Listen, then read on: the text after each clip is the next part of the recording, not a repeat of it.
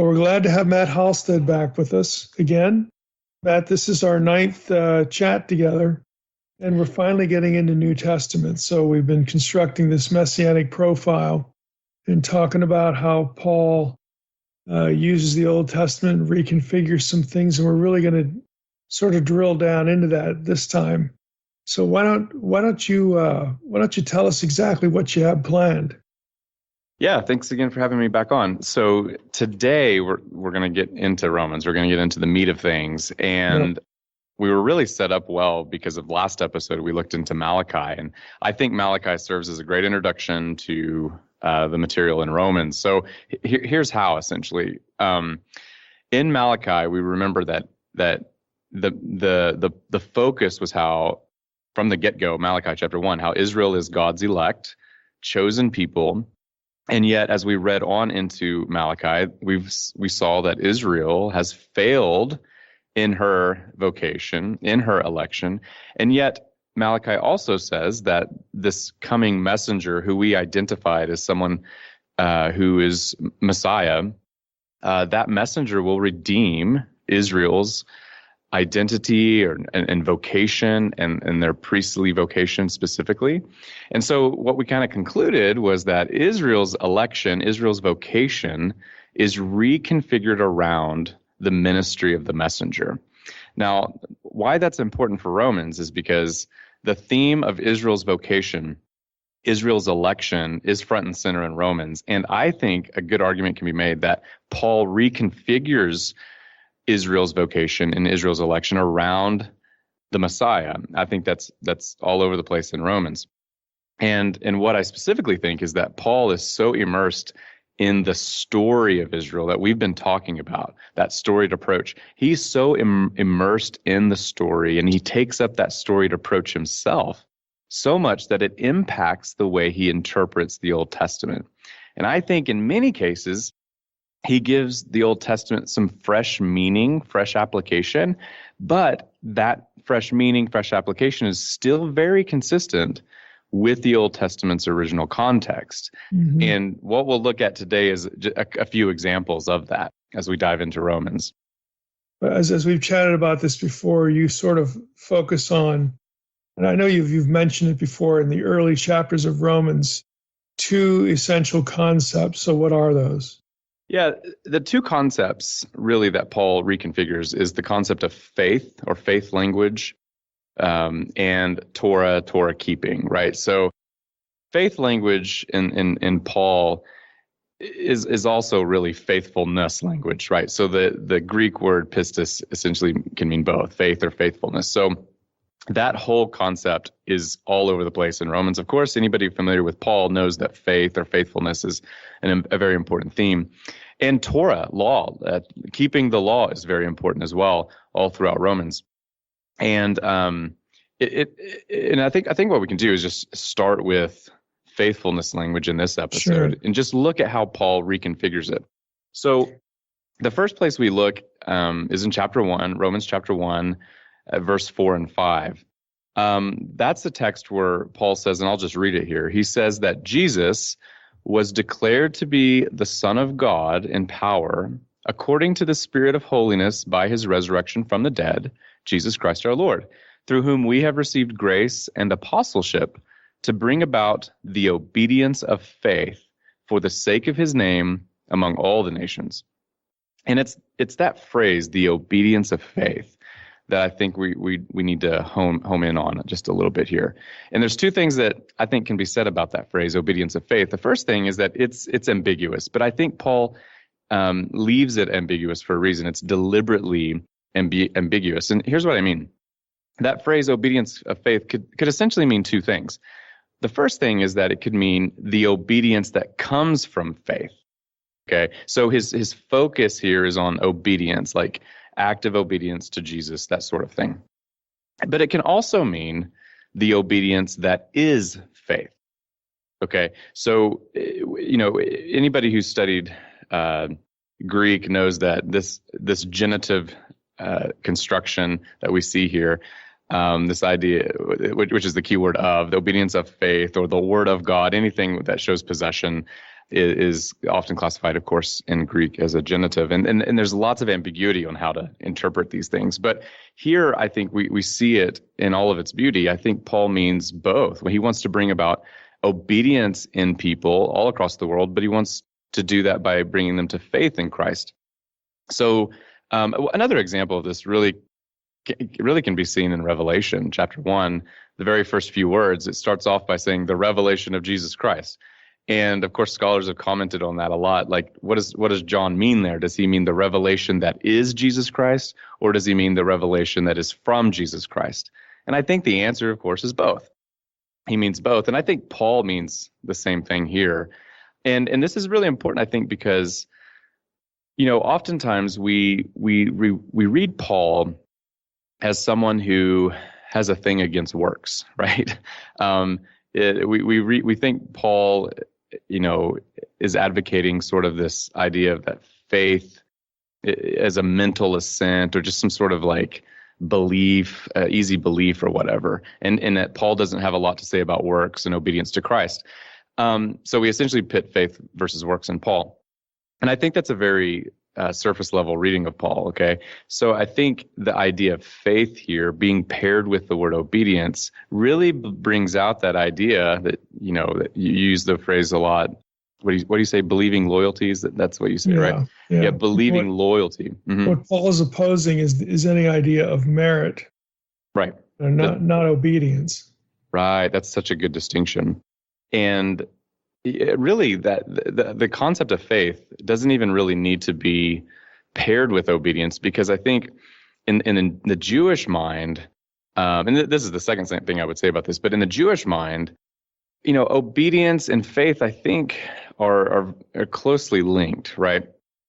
And it's really interesting here specifically because most of the time, I would say the idea of obedience for Jews is always associated with hearing. Like hearing the word of God means to really obey it, right? And we see this in the Shema, Deuteronomy chapter 6, a very important prayer for Jews. And people are familiar with it, of course. Hear, O Israel, the Lord our God, the Lord is one.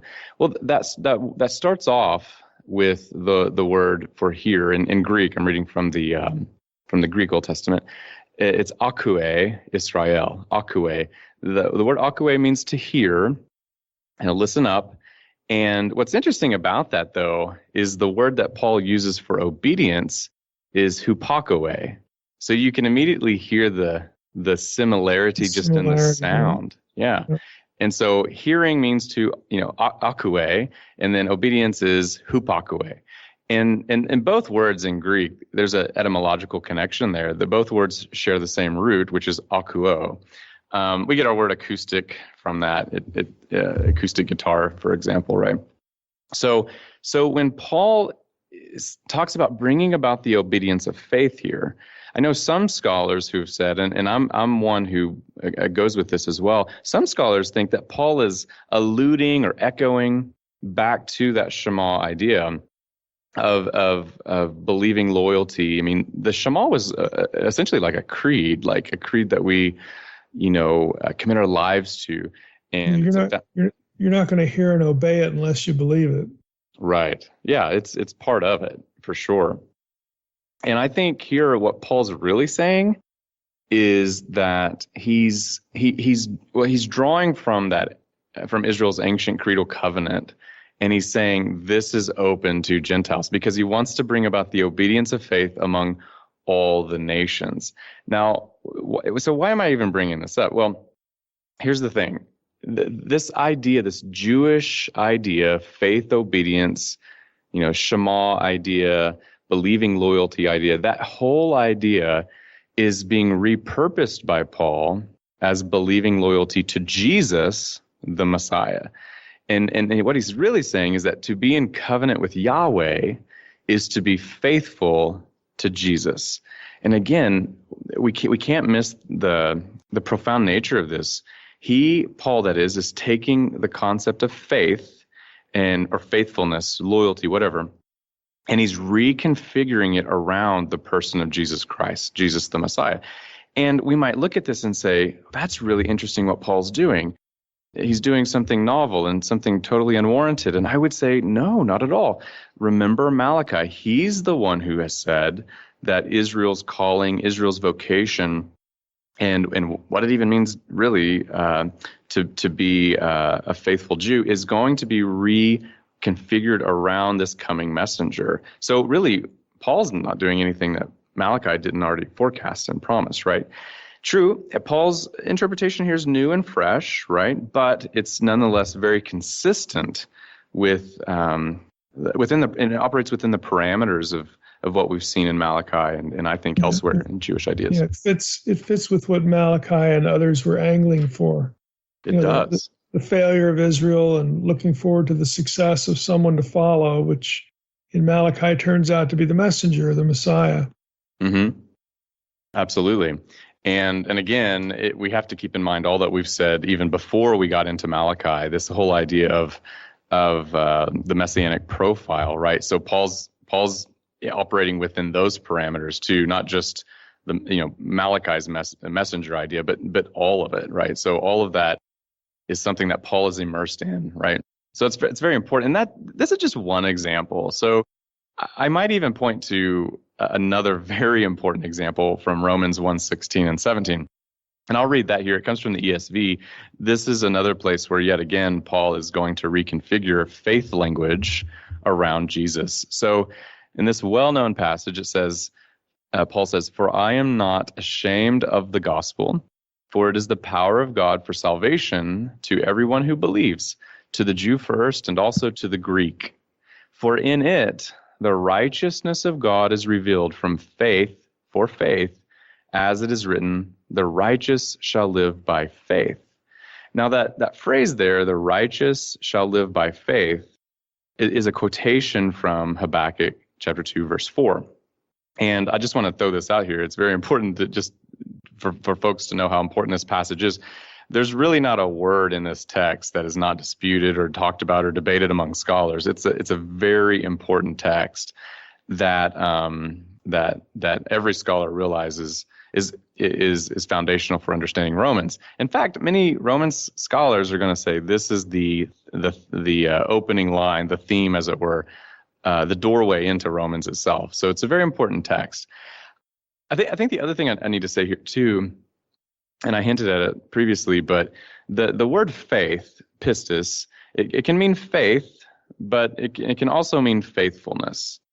And for me, I have this tendency to just say, well, let's translate it as faithfulness, because I believe very strongly that while we cannot earn salvation by merit, I don't believe that we can bring anything to God to earn salvation.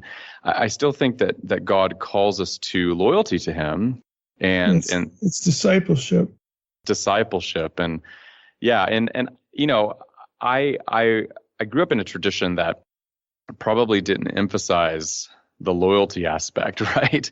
And so but when I read Paul, I mean, he's operating on a different plane. He definitely believes that loyalty to Jesus is absolutely essential, right? So anyway, that's just something I want to say. But just taking the word itself, grammatically, pistis, this denotes faithfulness. So I translate this as something like from faithfulness for faithfulness. So in other words, I would say, for in the gospel, the righteousness of God is revealed from faithfulness for faithfulness, as it is written, the righteous shall live by faithfulness. Or you can say faith as long as you know that it's a very thick word that entails loyalty too, right?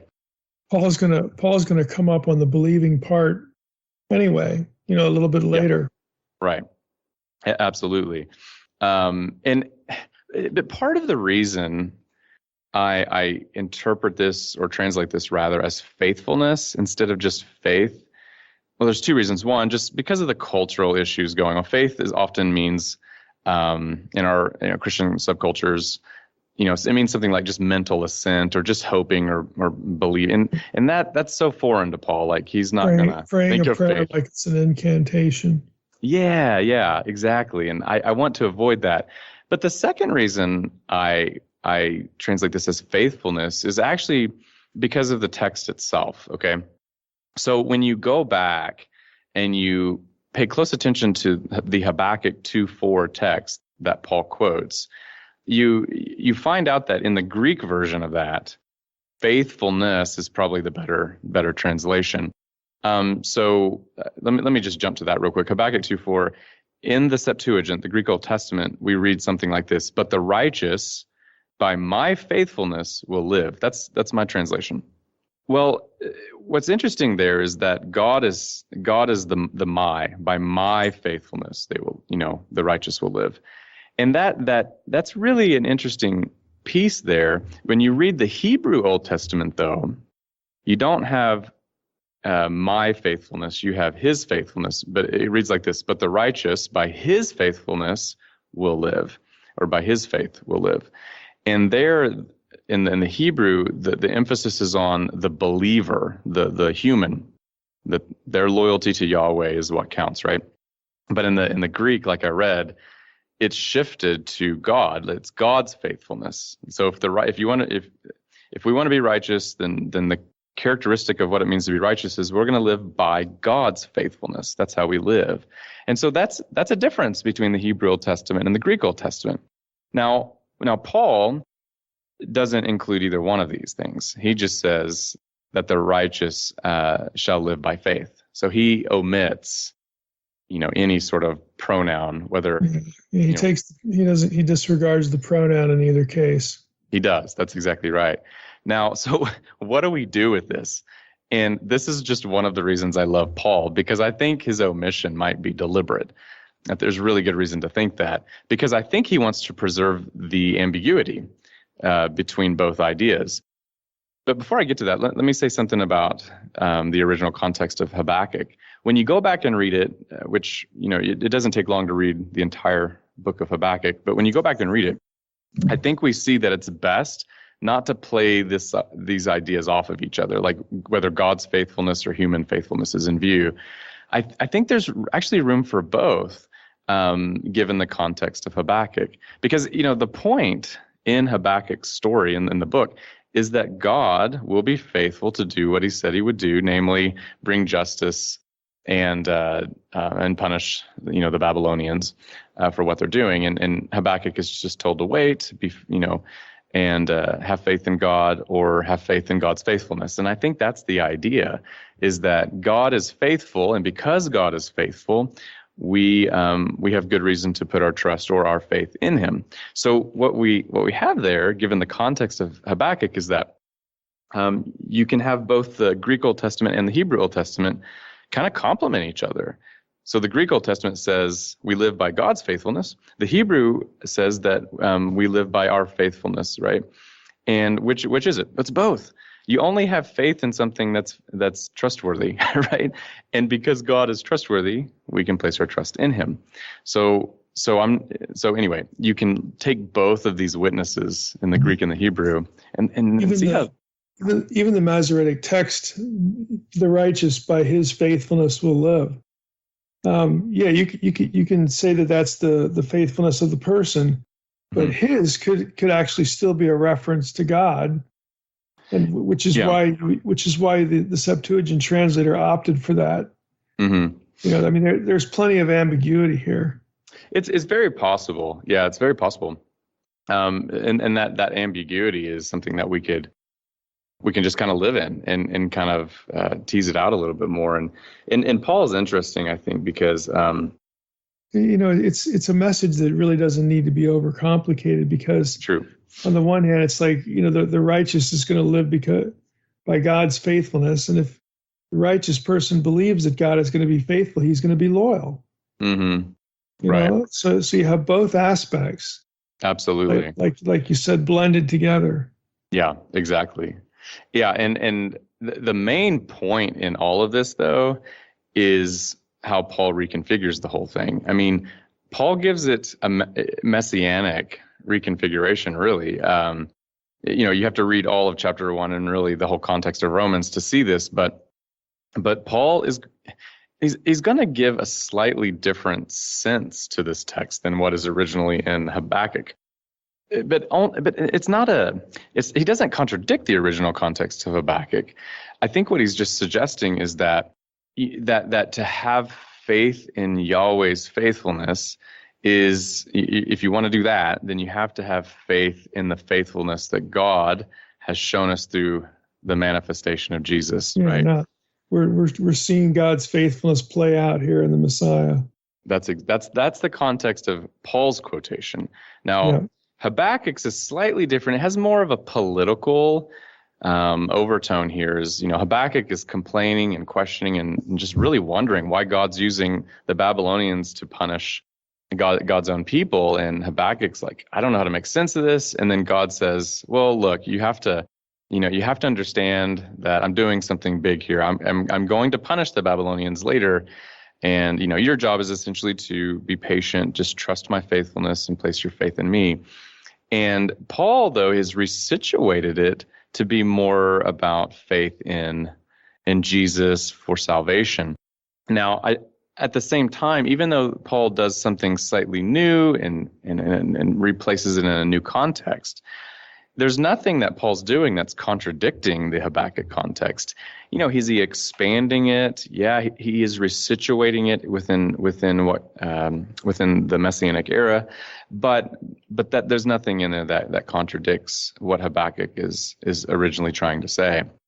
The other thing that's interesting here is I don't think that Habakkuk envisions this whole faithfulness idea originally to be apart from works of the law, performing the works of the law. So when you look at Habakkuk chapter 1, verse 4. Yeah, how else would he conceive it? Yeah, I as a Jew, Torah keeping was a very important thing, obviously. It's the way you show your loyalty to the God you believe is faithful. That's exactly right. And part of Habakkuk's complaint, and this is in chapter 1 of Habakkuk, verse 4, one of his complaints is that the Torah, he says, is, quote, paralyzed, and justice never goes forth. For the wicked surround the righteous, so justice goes forth perverted. So one of his complaints is that even his own people are not practicing Torah. And in the Hebrew there, when he says the law is paralyzed, the word law there is Torah. And so in the next chapter, when he says that the righteous will live by faith, I don't think he envisions faithfulness to be apart from works of law, because that's the very thing he was lamenting in the first place, right? So now for Paul, though, he's going to do something slightly different. Faithfulness is no longer wrapped around Torah keeping, works of law, circumcision, those sorts of things. But faithfulness is going to be rewrapped around Jesus Messiah. That's the equivalent of what faithfulness to Yahweh is all about.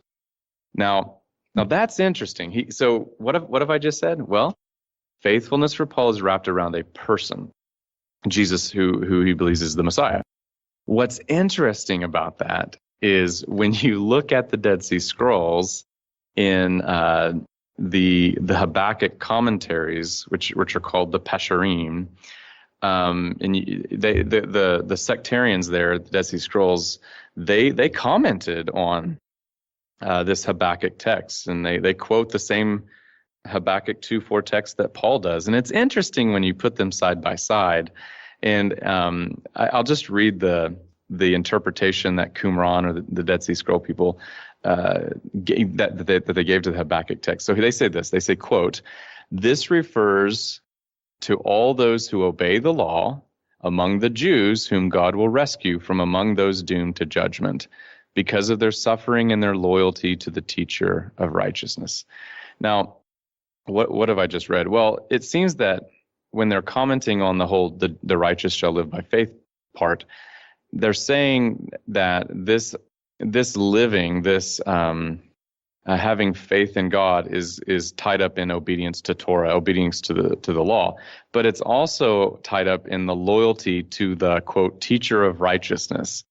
Now, who's the teacher of righteousness? An individual. There's the transition. Yeah, that's right. Yeah, it's an individual. Not 100% sure who they're talking about here, like precise identity. Scholars talk about the teacher of righteousness and who he was and whatever. It doesn't really matter for our purposes, but it provides Second Temple context for a shift to looking at it as faithfulness to a person. Right. That's exactly right. And the important point here is that for Qumran, the Dead Sea Scrolls, they interpret faith language with respect to Torah keeping and loyalty to this person, this sectarian leader that they all revered. And the sectarian leader is like an inspired interpreter, right? So that's interesting. Now Paul, on the one hand, is different because he doesn't tie up faith language with Torah keeping in the way Jews of the time would have been comfortable with.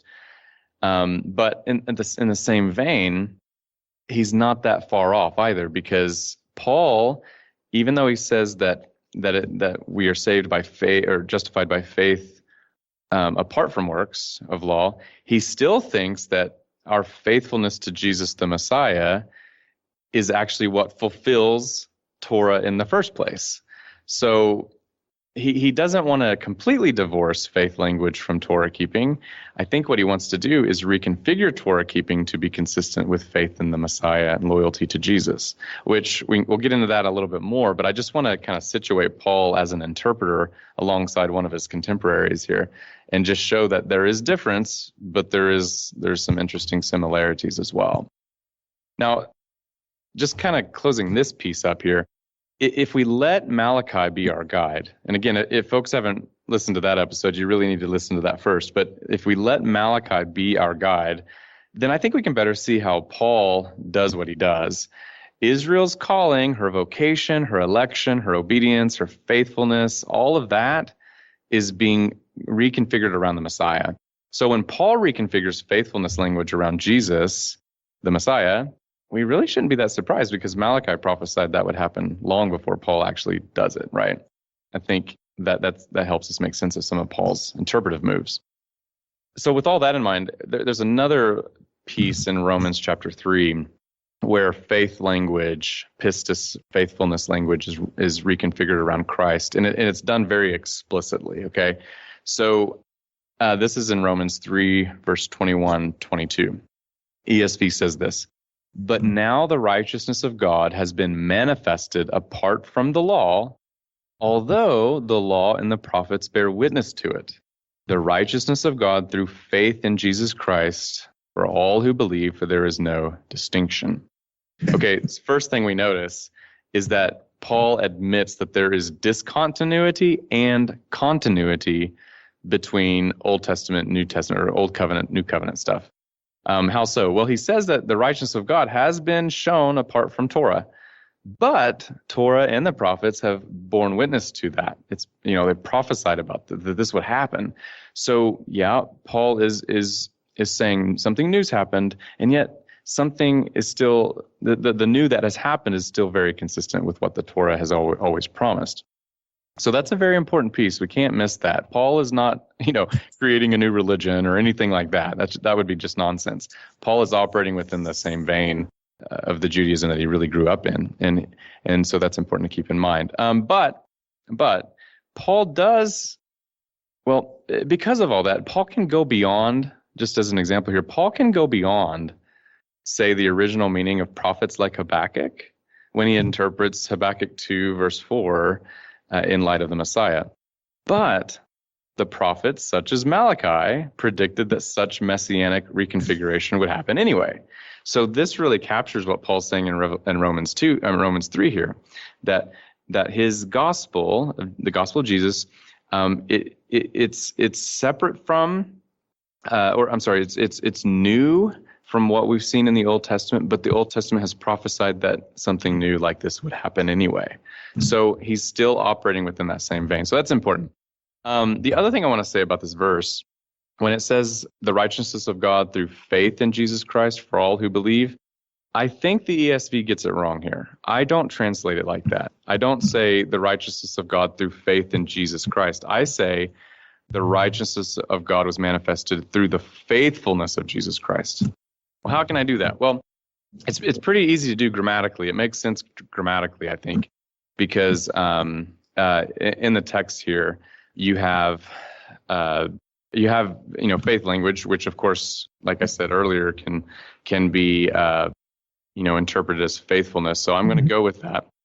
But the main thing here is that in the text, in the original Greek here, it reads more naturally like this. So for those who've studied it, you have a genitive here essentially, where faith, it's of the faith in Jesus Christ. Like that's how you could translate it. So the righteousness of God has been manifested through the faith of Jesus Christ. Like that's how it would like literally read. But that would make a little adjustment there when we say through the faithfulness of Jesus Christ. That makes better sense. And plus, the ESV sounds redundant at this point. So listen to it again. It says, the righteousness of God through faith in Jesus Christ for all who believe. Well, why repeat that? Why say faith in Jesus Christ for all who believe? That's too redundant. So I don't think that's what Paul meant. I think he says he's got both of those things in mind, the faithfulness of Jesus Christ and our faith in the faithfulness of Jesus Christ. So that's important to say. And I think the reason is because it's consistent with what we've seen in the Habakkuk citation in Romans 1 that we looked at earlier, that God's faithfulness is in view too, not just human faith, but God's faithfulness. Here he's doing the same thing.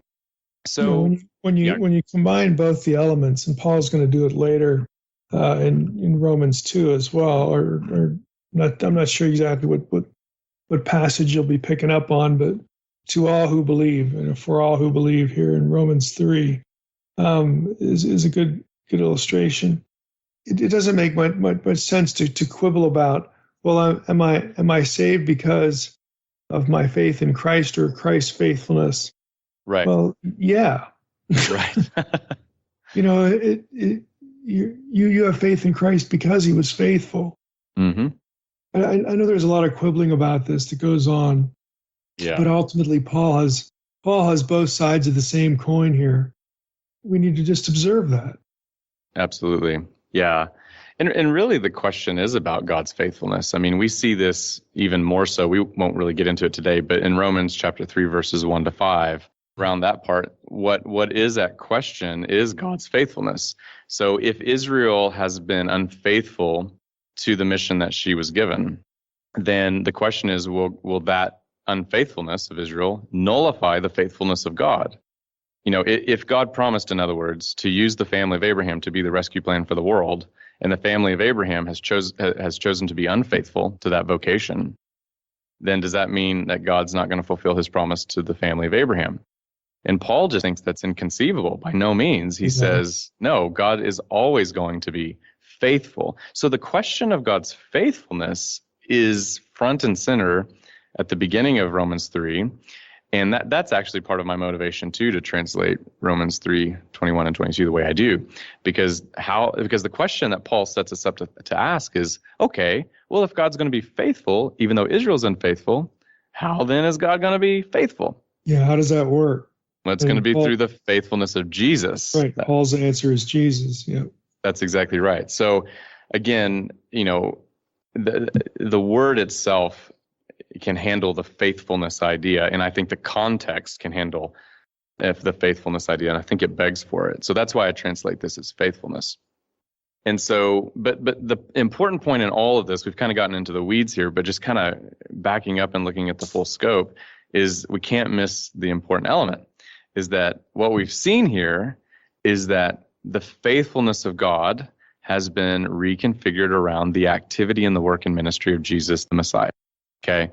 And again, a close reading of Romans 3 shows us that that's the way God will carry on his covenant with Abraham, the story that we've been talking about these past few episodes. And that's just such an important element that I think if we miss it, we totally miss what Paul's doing completely. Mm-hmm. But the question for our series of episodes is, why is that messianic profile so important? Why did we spend so many episodes just talking about a messianic resume, right? Well, because it impacts the way Paul and other New Testament writers read the Old Testament. If you don't have, it's going to help you spell out how God's going to be faithful. Yep, it's going to be through a particular person. It's going to fit this profile. Mm-hmm. And you need all of those motifs or elements that we've talked about. You need to have servant the servant motif, because the Messiah is going to be a servant who dies on behalf of people. And you need the seed and the offspring motif. Yep, because of the absolutely. heritage of Abraham and David. Yep. You need the Son of Man motif because Jesus is king. He's going to inherit the nations, right? You need all of that. And I think there's really nothing too controversial about what we're saying here.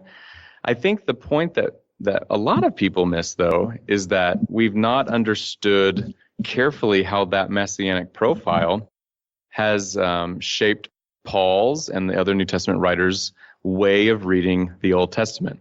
It's shaped their hermeneutics. It's shaped their interpretive posture, so much so that they just read the Old Testament through it. And one thing I want to say, Mike, you've been saying this on social media a lot, and I just absolutely love what you're saying here. And I'm gonna probably not get it completely right, but you said something recently how a Christocentric hermeneutic should not cause us not to pay attention to the original context of the Old Testament or something. How did you put that? It was really good. I wish I could remember. Okay, now. It's so good. It maybe it was a couple weeks ago when it was posted, but a lot of times people will just say, well, yeah, if it's Christ-centered, they tend to just dispense with the Old Testament then. Right. Yeah, I don't need the Old Testament. I don't need the original context because I'm reading it through the Christ lens or something, right?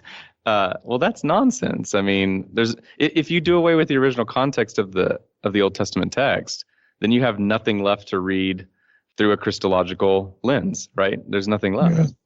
So this is why I love this subject, because especially Paul, because what we see is he reads the Old Testament dialogically. And what I mean by that, he engages the Old Testament texts through conversations of sorts. Like he thinks the text contributes something to meaning, and he also knows that his messianic assumptions help make sense of the text that he's reading too. So it's like this both and sort of thing. He's not imposing on the original context assumptions that are foreign to the original context, right, or that are violent toward the original context. No, that's not the way it works. But he's also not reading the Old Testament as a blank slate. He literally believes Jesus is the Messiah. He became a Christian after the Christophany, after his supernatural vision. That's what got him to be a Christian.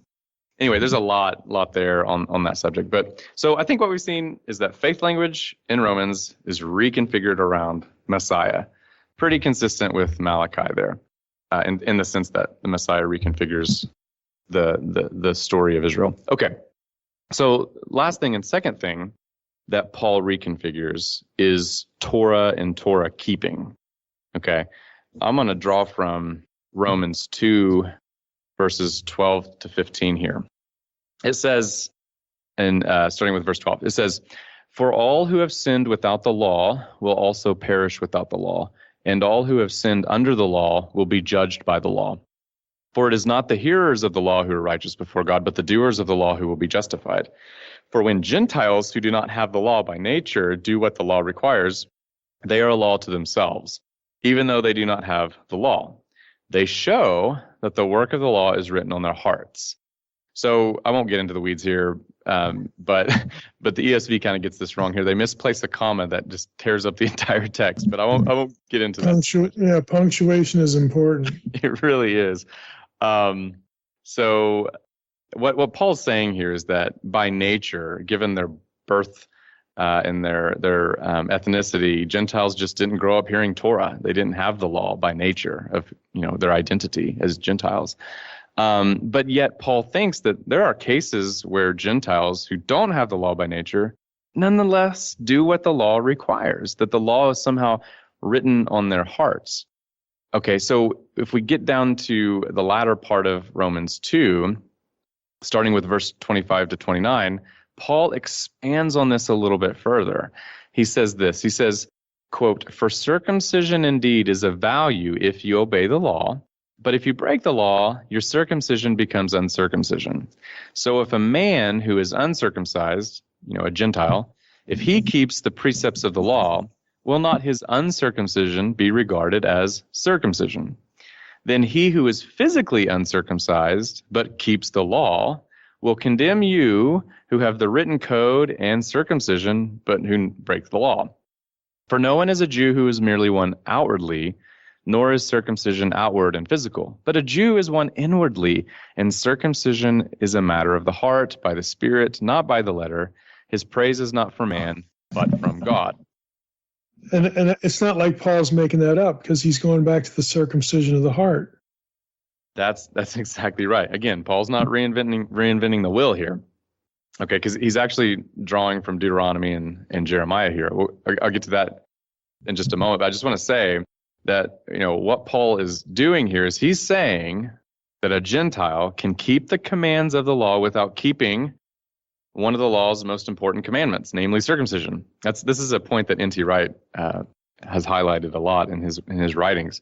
So think about that. How can you keep the law if you don't have to keep one of the law's most basic commands, circumcision? Well, that's very important. And that's a good question we need to keep in the back of our mind. But in context, what Paul is referring to is Christians, believers in the Messiah.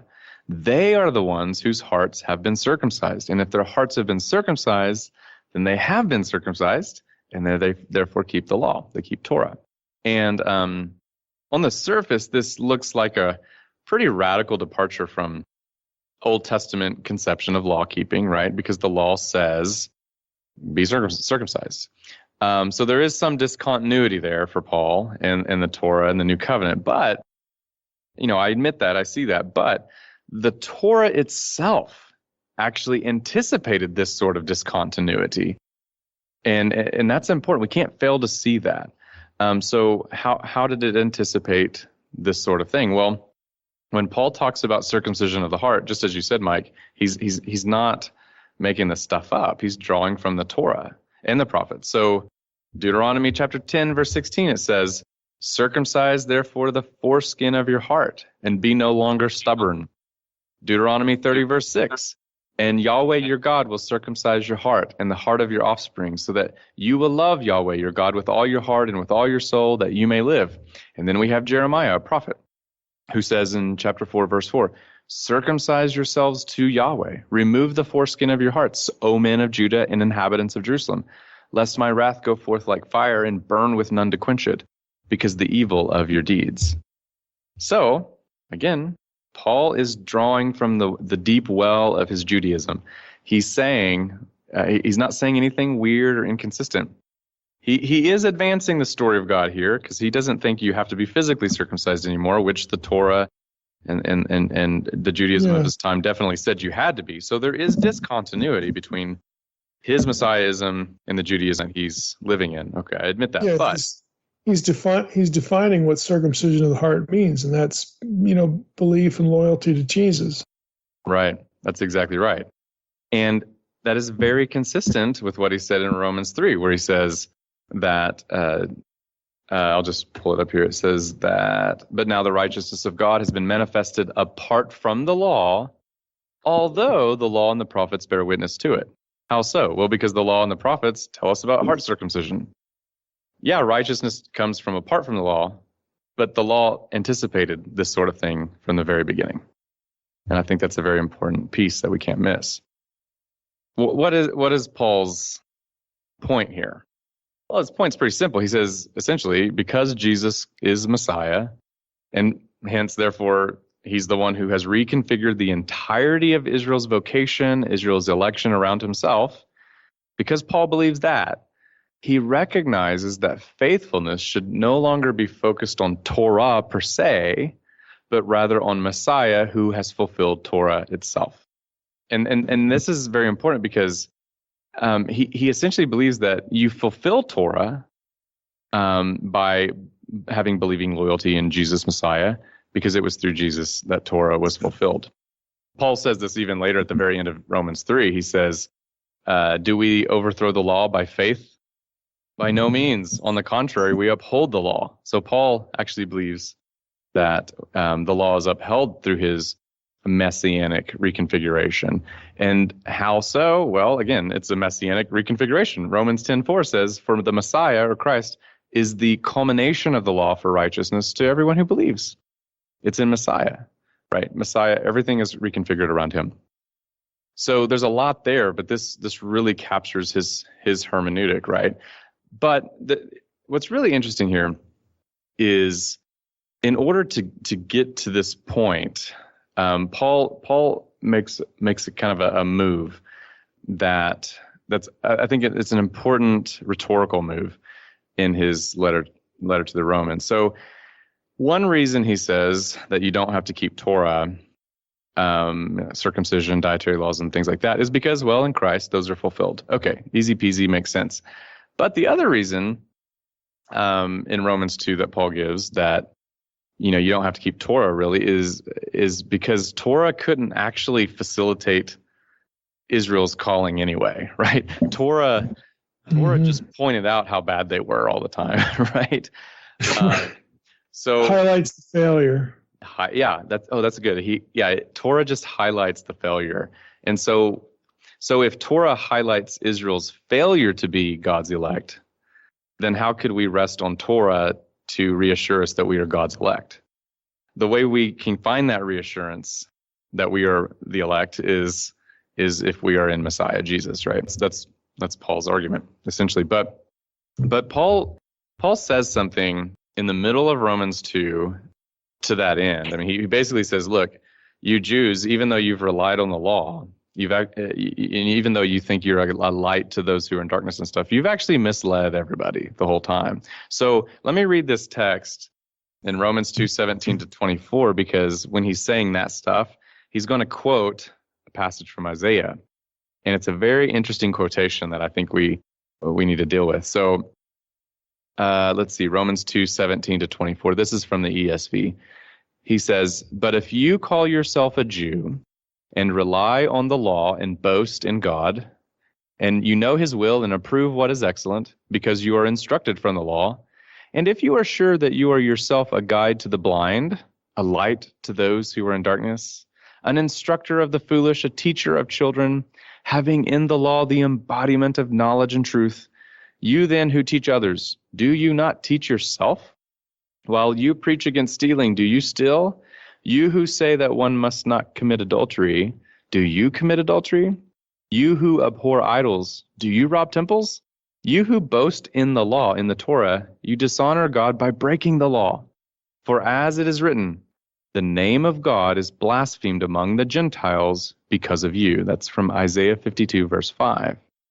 Okay, so in other words, what Paul's done here is saying, you're resting on Torah, you think you are the light to the world and all of that, but actually what you've done is created a situation where the nations are blaspheming God because of your actions, because of you breaking Torah.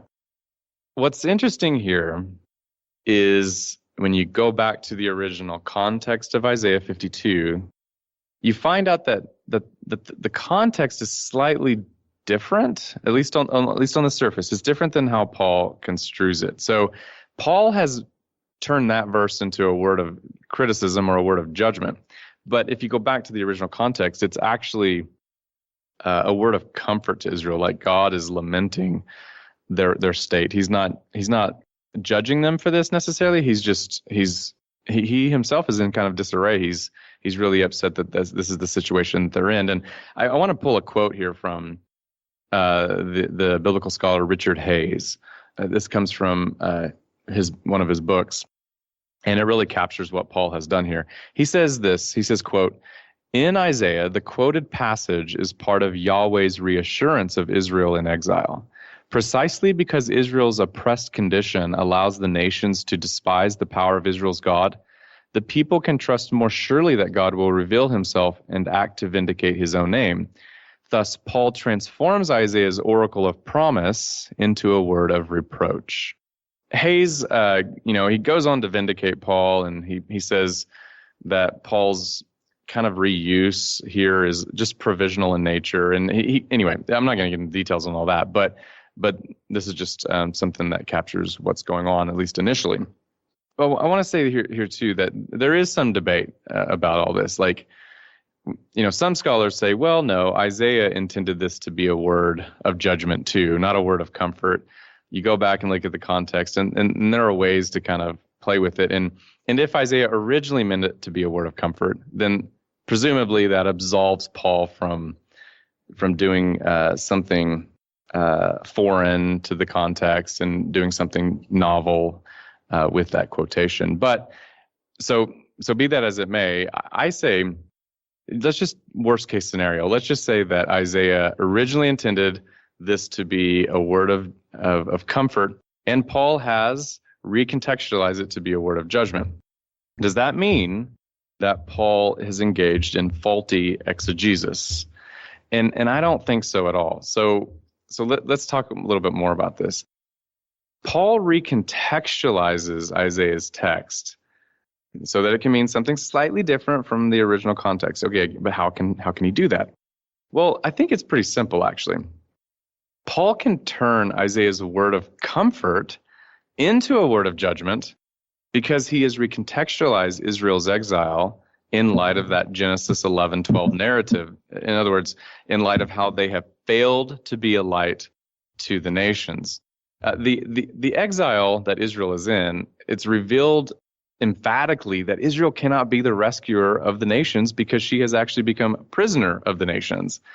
And since that's Paul's focus, it's really irrelevant that Isaiah's text was originally a word of comfort. It just doesn't matter at this point. What matters is that Israel was leading the nations to blaspheme the name of God because her exile was a result of her own sinfulness, right? I think that's what Paul's really getting at. And so Paul, he does, interpret this text somewhat creatively because he assumes, like every good Jew did, that Israel is the rescue plan for the world, and she has a responsibility to be a minister to the world, to bring the world back to God. And so he's operating within that story. And I think what motivates Paul to reread Isaiah in light of what he already believes about Jesus is that he sees himself as playing a role as an apostle to bring back the nations through his gospel, right? But the assumption that Jesus is the Messiah, that Jesus is the rescue plan, that Jesus is Israel, the one everything is reconfigured around, that's going to motivate him to read this Isaiah text somewhat creatively, but not in any way inconsistently or in contradiction to the original context, even if it goes beyond the original context. Well, there are parts of Isaiah that already know that Israel has become the prisoner. Otherwise, right. you wouldn't have these visions of reclaiming the nations later on in the book. Mm-hmm. Right. So I mean that element's still there. Absolutely. Yeah, I mean Isaiah definitely has a role for the nations to play too, right? Paul is not inconsistent with the overall message of Isaiah. Paul's looking beyond the one particular verse into the whole scope of the book. Mm-hmm. Right. Exactly. Yeah, and again, it just doesn't matter if Isaiah originally meant that as a word of comfort, or a word of judgment. It just doesn't matter. I mean, Paul clearly uses it as a word of judgment, but the point for Paul is just that simply Israel was in exile anyway, and Israel needs to know that her exile will continue to last unless she discovers the Messiah that has come to rescue not only her but the world, and therefore fulfill the Israelite mission to rescue the nations. So that's what's going on. Yeah, I mean the comfort part is that as much as a mess that Israel's made of things, God's going to turn it around. Yeah, absolutely. And Paul is saying, I found the one who has turned it around. I found the one who's done it. That's right. So what's the point is that, well, Paul is reading these Old Testament texts in light of that story. When he accuses the Jews in Romans 2 of hypocritically claiming to be the light to those who are in darkness, etc., he's assuming that that's her mission in the first place. And he's also concluding that she has failed in that mission. And so I think Paul reads the Old Testament along that storied approach, like that we've talked about several episodes ago. But the broader point, I think, of this episode is just to show very simply that Paul reconfigures faith language, faithfulness language, and Torah keeping language around the Messiah. He approaches those topics, in other words, through a Christocentric lens, but that doesn't mean, as we said earlier, that he is disregarding the Old Testament text or somehow interpreting it violently or relativistically or something. No, he's interpreted it in light of the story. the story of Israel's election. So yeah, because the story arc is going to have all these elements in it, and right. Paul's privy to the whole story. Yeah, absolutely. And I think, for us, just listening to this and talking about it, it's pretty clear that in order to understand Paul, you got to do a lot of work. You got to do a lot of homework, paying attention to this word and looking up the Hebrew, paying attention to the Septuagint, all of this stuff. And listeners might be thinking, man, this is just a lot of work to get to the point of it all. And surely it wasn't that difficult, right? For Paul or whatnot. And in a sense, it probably wasn't, because we didn't grow up in that story. We didn't grow up immersed in the stories of Israel and in the worldview of Israel. Like, we're Westerners, I am. And so I didn't grow up with this, but Paul was different. Like, Paul was baptized into these stories from the get-go. And he just oozes with either scriptural quotations or allusions or just the story itself. And so what we're having to do a lot of work to do to make sense of it would have been pretty easy for Paul. Even as Christians, we're not immersed in the Old Testament. Right. That's a travesty. Like, yeah. We're handicapped from the beginning. Right. Absolutely. Yeah. And so, yeah, we have to remedy that for sure. I mean, and really look what we've done in these episodes is that we've spent so much time, painstaking time looking at this messianic profile, just discovering it. We weren't building it, we were discovering it. And that set us up to understand a text like Romans. But it's not just Romans, this means it'll help you understand Matthew. It'll help you understand all kinds of stuff. Just the other day, I was taking my students through 1 Peter, 2 Peter, those texts. And, Peter uses the Jewish language all throughout, the key language like elect and exiles and all of these things, priests. And I mean, if you don't know, he just uses these simple little words and like assumes you know about them. But oftentimes us Western readers, we don't know about them. And so I find myself with my students having to, constantly go back and say, okay, let's read up all on this. Let's pay attention to this bit in the Old Testament before we can even get to a small letter of the New Testament. You know what I mean? And so, it's a travesty that, I'm speaking for myself here. I didn't know in the Old Testament as much as I should.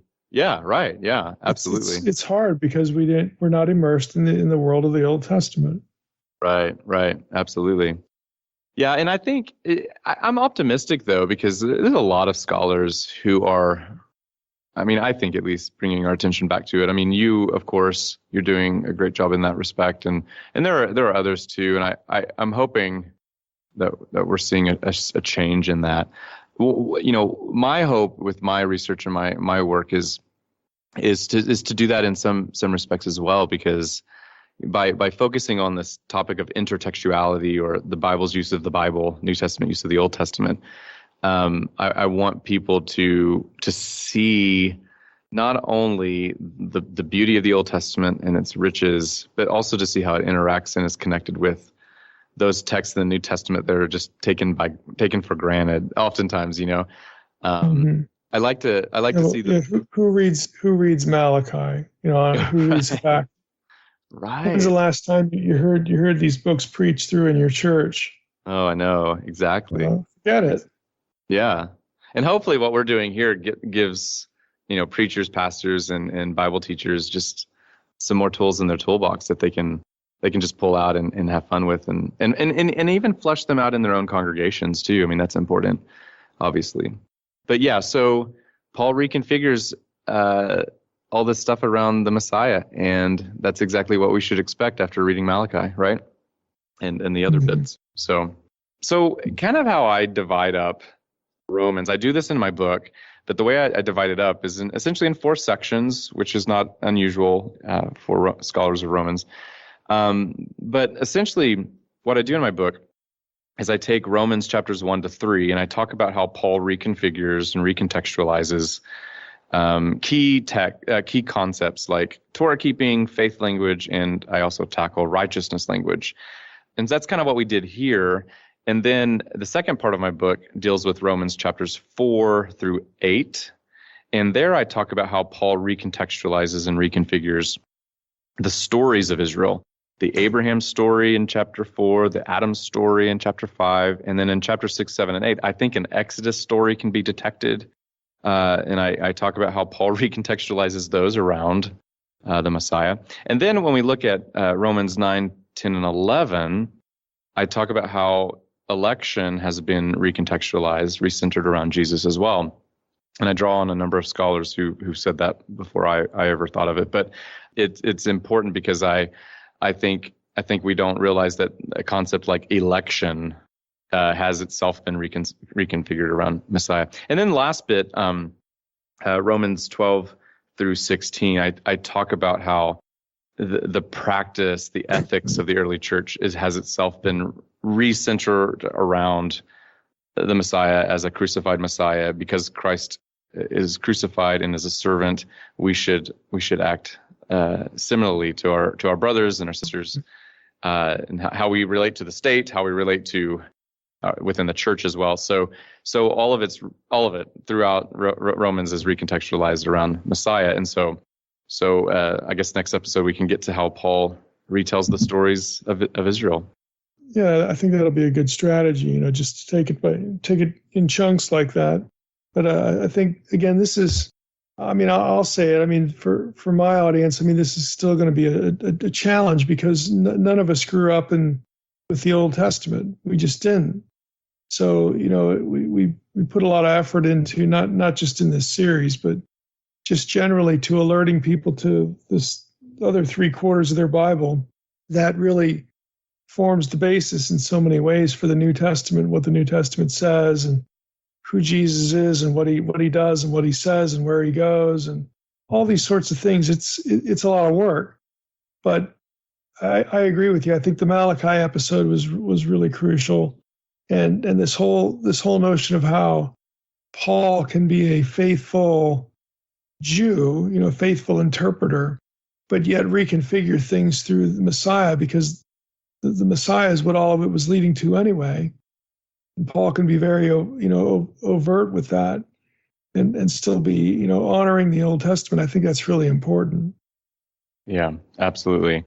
And I just want in my research to just get this across, is that the hermeneutic element, that the messianic profile impacts and influences Paul's interpretive approach. And I like to say, and I might have already said this in another episode, but I'll say it again nonetheless, is that we often talk about how Paul's Christophany, his vision of Christ on the road to Damascus, we talk about how that changed his life. It put him on a new trajectory, and it did. But we also need to see that moment as the moment where his hermeneutical life changed too. You know what I mean? And he had he'll never read his Old Testament the same way again. And that's the point. And he had a high view of Scripture. He had a very high view of Scripture for sure. He was a faithful Jew after all.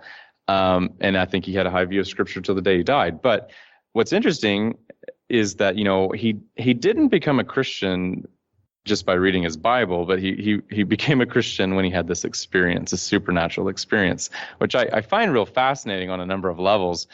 And I'm not suggesting that the Bible didn't contribute to his conversion at all. I'm not suggesting that, because I think when he had that experience, it's very well. If he's also familiar with Second Temple literature, he's already sniffed out a lot of these trajectories anyway, but just didn't know what to do with them. That's the key. Didn't know what to do with them until the Christophany. And there's an excellent book. It's I published a long time ago, but it's written by Seun Kim. It's called The Origin of Paul's Gospel, and I cited it in my book because it's such an, I disagree with Kim on a few things, but his overall point is that that Christophany really it altered everything. And one thing Seun says is that when Paul had that Christophany, he wasn't a blank slate. He had Jewish worldview all in his heart at that moment. And I think that's an important point to make, because when Paul has the Christophany, he comes to that Christophany with, beliefs, assumptions, presumptions about Messiah, messianic profile stuff, of course, but also just the Old Testament story itself. And that Christophany really is the answer to the questions of his Jewish heritage, right? But it's also the reverse. The Christophany becomes the question to which his Old Testament was the answer. So that's what I meant earlier by saying it's a dialogue for Paul, that the Old Testament made sense of Jesus's Christophany in many ways, and he was able to categorize that supernatural experience within the framework of an Old Testament worldview. And that Old Testament worldview was itself resituated into everything that Christophany meant. And so it's a dialogue, back and forth way of understanding. It's mutually interpretive. He interpreted the Christophany in light of his Jewish worldview, and his Jewish worldview is interpreted in light of that Christophany. And so I think that's the best way to see it. And I think that actually captures the way he reads the Old Testament up until the day he died, for sure. Well, we'll look forward to doing some more in Romans next time. I just want to thank you again for being with us and laying all this out. Yeah, thanks again, Mike. I enjoy it. I appreciate you. I love your ministry, and I'm so grateful to be on the show.